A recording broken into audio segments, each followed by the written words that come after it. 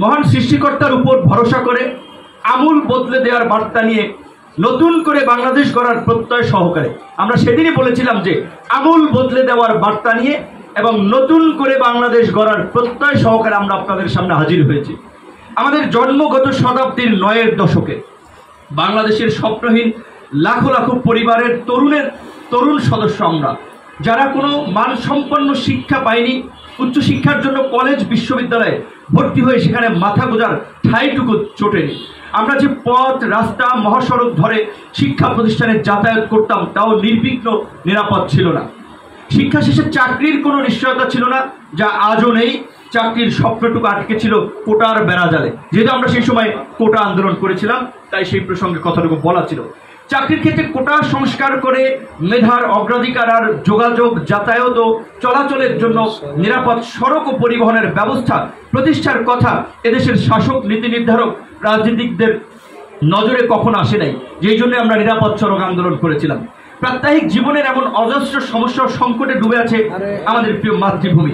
দেশবাসীর এমন মৌলিক জরুরি ও মানবিক প্রয়োজনকে কোনো গুরুত্ব দেয় না রাজনীতিক ও আমলারা। লালফিতার দৌরত্তি যেটা আটকে থাকে, কুৎসা হামলা, নির্যাতন, মিথ্যা মামলা, কারাবরণ ও জীবনের ঝুঁকি নিয়ে এক বৈরী বাস্তবতায় আমরা কোটা সংস্কার আন্দোলন করেছি। তাতে দেশ জুড়ে পেয়েছি শিক্ষার্থীদের অভাবনীয় সমর্থন। 90-এর গণ অভ্যুত্থানের পর 2018-তে এটা প্রথম একটি যুগান্তকারী আন্দোলন যা সরকারকে বাধ্য করেছে তাদের বৈষম্য সৃষ্টিকারী, অন্যায্য ও অগ্রহণযোগ্য কোটা সংরক্ষণ নীতি বাতিল করতে। এই আন্দোলন ও এর বিজয়ের মধ্যে দিয়ে ছাত্র অধিকার পরিষদ দেশের সর্ববৃহৎ ছাত্র সংগঠন পরিণত হয়। একই সাথে দেশের সকল শিক্ষাঙ্গনের ছাত্র সংসদের দাবি জনপ্রিয় হয়ে ওঠে। সরকার তথা ঢাকা বিশ্ববিদ্যালয় তা আয়োজন করতে বাধ্য হয়। যেখানে ব্যাপক নির্যাতন, ভোটে অনিয়ম ও কারচুপি করেও ছাত্র অধিকার পরিষদের বিজয়কে রোখা যায়নি। এই সাফল্য নতুন প্রজন্মের নেতৃত্বকে সাধারণ শিক্ষার্থী তথা জনগণের আস্থার কেন্দ্র হিসেবে প্রতিষ্ঠা করে। তরুণদের এই মহাজাগরণের ফলে কিছুদিনের মধ্যেই দেশব্যাপী শুরু হয় নিরাপদ সড়কের দাবিতে যুগান্তকারী আর এক আন্দোলন। পরিবহন সন্ত্রাসে ঢাকার একটি স্কুলের 2 শিক্ষার্থীর মৃত্যুর প্রতিবাদে স্বতঃস্ফূর্তভাবে গড়ে ওঠা এই সংগ্রামে মাত্র 3 দিনের মধ্যে ছড়িয়ে পড়ে দেশের সকল স্কুল, কলেজ, বিশ্ববিদ্যালয়ে।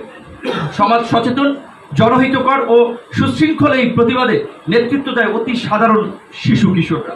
দীর্ঘ 10 দিন স্থায়ী এই লড়াই অমীমাংসিতভাবে চাপা পড়ে ক্ষমতাসীন দলের হেলমেট, সন্ত্রাস, পুলিশ ও বিজিবির বর্বর ও রক্তক্ষয়ী হামলা, অজস্র গ্রেপ্তার ও মিথ্যা মামলার ভারে। 2018 সালে গড়ে ওঠা ও ব্যাপক জনপ্রিয়তা পাওয়া কোটা সংস্কার এবং নিরাপদ সড়ক আন্দোলন প্রমাণ করেছে বাংলাদেশের মানুষ নিজের ভাগ্য পরিবর্তনের জন্য প্রাণপণ সংগ্রাম, আত্মত্যাগ ও নতুন সংগঠনের পতাকা তলে সমবেত হতে প্রস্তুত রয়েছে। এই যে পরিবর্তন, আমরা 21 সালেই কিন্তু জনগণকে বলেছিলাম মানুষ এখন প্রস্তুত, দরকার নেতৃত্ব, দরকার প্রচেষ্টা।